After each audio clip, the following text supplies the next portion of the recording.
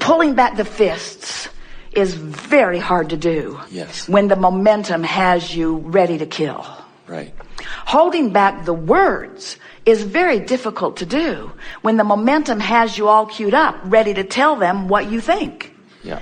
So we want to reintroduce the concept of pre-paving. Pre-paving meaning watch for a moment when you're in the vortex, and in that moment make your plans, because the plans made from in the vortex are infinitely more powerful than the plans made from outside the vortex. If we were sitting to meditate and and it was difficult, we'd say wrong time. It's equivalent to planning a better breakfast while you're eating one that disappoints you. Right. In other words, if it's hard, you're barking up the wrong tree. Stop it. In other words, you might as well just go beat someone up. Well, you know what we're talking about. In other words, the struggle doesn't help anything. So when you say it's hard, we say then stop it. Anytime you say this is hard, now most people would say, oh, push through, and you'll make it through the struggle. But that's not what happens. What happens is sooner or later you have to sleep. Sooner or later you can't hold that focus. Sooner or later some sweet person is going to smile at you and you're going to feel an in the vortex moment. In other words, don't try to make it happen when it's not happening easily. Back off. And you knew that when you were children. When Dad was in a bad mood, that's not when you asked for the car. You knew better. When he was in a bad mood, you stayed clear. You made yourself invisible. Didn't you? Esther's sister Jeannie used to say about Esther, Esther would just sort of blunder in innocently. And Jeannie would say, can't you tell that this isn't a good time? Can't you tell that it's not a good time? In other words, you know that. And so the same thing is true with this. Don't try to force, because remember, what you've got going on vibrationally is what you've got going on vibrationally. And that's what law of attraction is dishing up for you. And if what's dishing up isn't pleasing you, then you want to diffuse it. And the way you diffuse it is by releasing it, not by digging in your heels and try to make it happen more. All right, so this conversation is about trying too hard. And this is what this conversation is about trying too hard. It's about trying to make something happen from a vibration that isn't cooperating. It's trying too hard. And so then you offered the conversation about you were in a real vibrational struggle. In fact, it was such, we're talking about when you were 17, yeah. It was such that there was no way out as far as you could identify it. You could not identify a way out, but you wanted with everything that you were a way out. And so you'd launched it into the vortex. The way out was there. The way out was the releasing of resistance, but you couldn't see it because you were so engulfed in the struggle that you couldn't see it. And so here's the point that we're wanting to make with all of you, and you will enjoy this as you hear it. So when you know what you don't want, you launch a rocket about what you do want. But if you're really involved in what you don't want, blogging about it, having conversations about it, going to chat rooms about it, talking to friends about it, or just thinking about it in your own mind, then you're not going to the improved place. And so don't worry, it will get bigger. And as it gets bigger, so does this get bigger. As what you don't want gets bigger, what you do want gets bigger. So the stakes get higher and higher and higher, because the more you know what you don't want, the more you know what you do want. But the more you've practiced knowing what you don't want, then the more uncomfortable what you do want is. Have you ever said, I wish I didn't want that, I felt better before I did? Because before I wanted it, I didn't notice not having it. Now I want it, it's painful not to have it. And so the stakes get higher and higher and higher and higher until eventually there is in other words, here is a truth that people have discovered. It goes like this. If my desire is strong enough, it can override my beliefs. If my desire is strong enough, it can override my beliefs.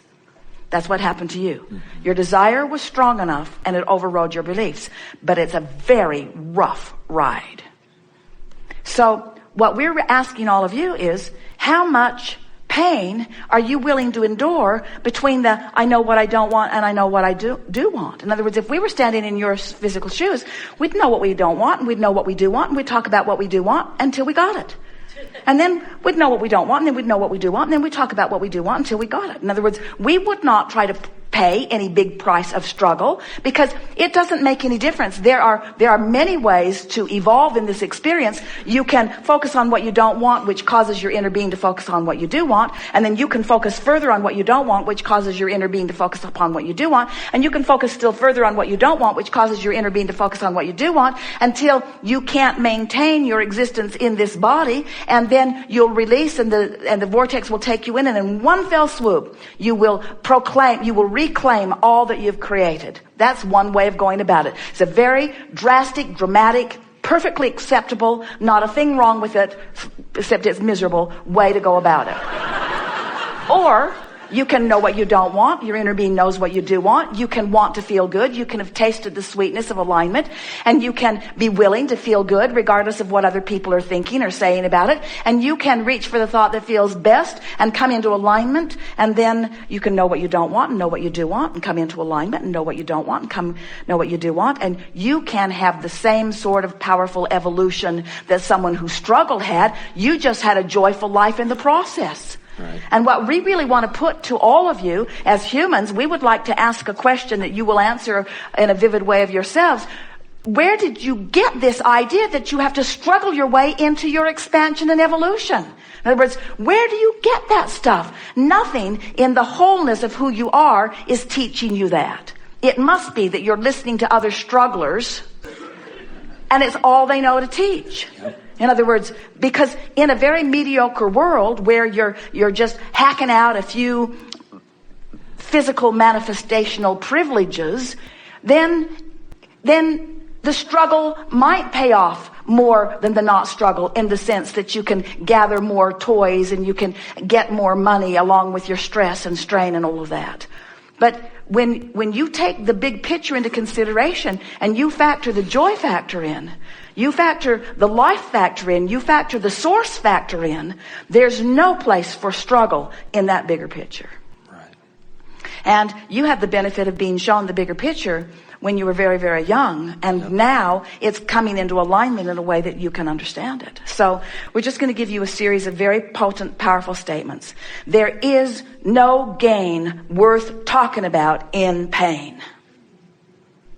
There is no gain worth talking about when you're in pain, because the entire time you are in pain, you're holding yourself in the resistant stance that does not allow the receiving of the legacy that you've already carved out.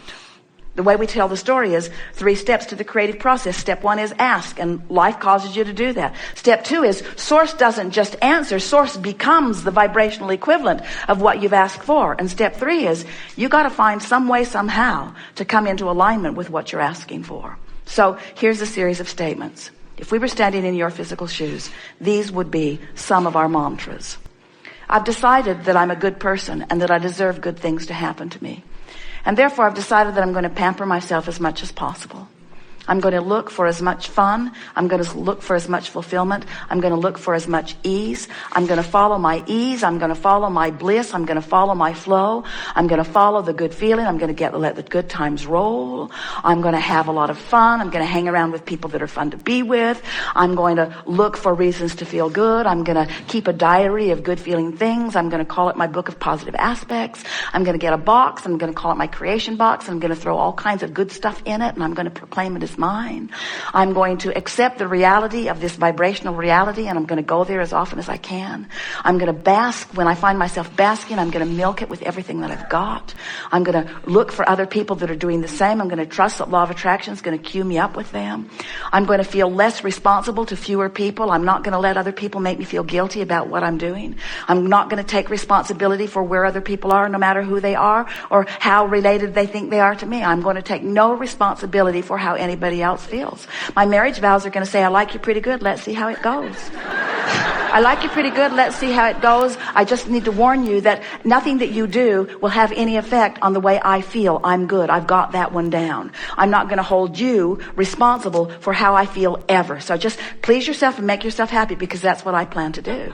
And if they go running and screaming away, afraid, then say, good, this is good, because I am queuing myself up for alignment. I had a death experience when I was 17 that showed me that life is supposed to feel good for me. And I am going to figure out a way to carve that feeling out of every single day of my life experience, because that's who I really am. That's what I came to live.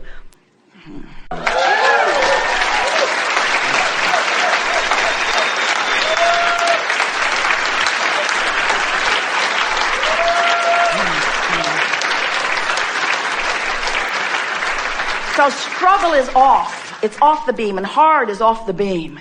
When you say, this is hard, I can't figure it out, hear the voice in the back of your head, which is us saying, then do something else. Do anything else. Let the curse lift off of you. Do something else. Break the vibrational chain of pain. Change your mind. Change the subject. Change the conversation. Change the person you're talking to. Change the thought. Change the image. Change your clothes. Change something. Do anything you can think of that's different than what you're doing until the vibration shifts. Good. Now what?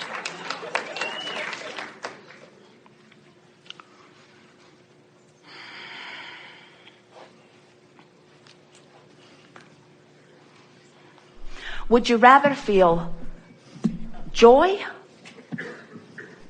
or comfort? Do you feel a new appreciation for the contrast that maybe at the beginning of this gathering you thought you could do with a little less of? Don't you like the expansion that is being born for you, through you, by you? Aren't you willing to let go of the pettiness of physical life that's sort of been bogging you down and holding you back? Aren't you just eager to start loving, which is natural to you, and living that love, which is natural to you? Don't you find yourself just exhilarated about the idea of being source energy in physical form, moving around this physical time-space reality for the express purpose of taking thought beyond? Don't you just adore being such important catalysts to the expansion of this universe? Don't you feel proud for the part you've played? Don't you just love the others with whom you share your planet? And isn't their variety and diversity just the most wonderful thing? Don't you just love in ways that you cannot even define in words the balance that all of the different beliefs and interests and desires hold? Can't you feel the power of that balance? Don't you just love that out of all of that variety is born this vibrational reality that is the future of that which you call life on planet Earth? Doesn't it feel good to you that you are fulfilling your purpose in the way that you meant, that you came into this body and that you exposed yourself to the contrast and that you have been part of the expansion? And don't you just love knowing that not only have you been an important part of the expansion, but that you can make your claim on the expansion that you've carved out here and now? Don't you love knowing the eternal nature of your being? Don't you just love knowing that you will never, ever, ever, ever, ever come to an end? Don't you love knowing that you didn't come here to get something done, but instead you came for the thrill and the joy of being part of the process? Don't you just want to walk up to all people in all parts of the world, no matter where they stand and what they're doing? And don't you just want to say to them, thanks for your part. I don't really understand your life. I don't even know where you come from. I don't even understand why you want what you want. But thanks for being the different part that plays the different role that adds to the future that we are all about. Don't you want to say to everyone, I'm glad to know that this vortex of creation that we have all carved out has well-being of such huge proportion that none of us, even if all of us collectively, humanly, got out of the vortex at the same time, that we could not set off the balance of well-being that is certain for all of us. Don't you love knowing that life will continue to 20,012 and beyond and beyond and beyond and beyond and beyond? And does anything else make any sense to you?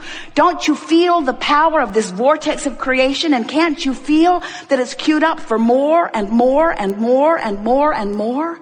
Don't you love knowing the eternal nature of your being? And aren't you eager to just carve out your joyful part in the moment?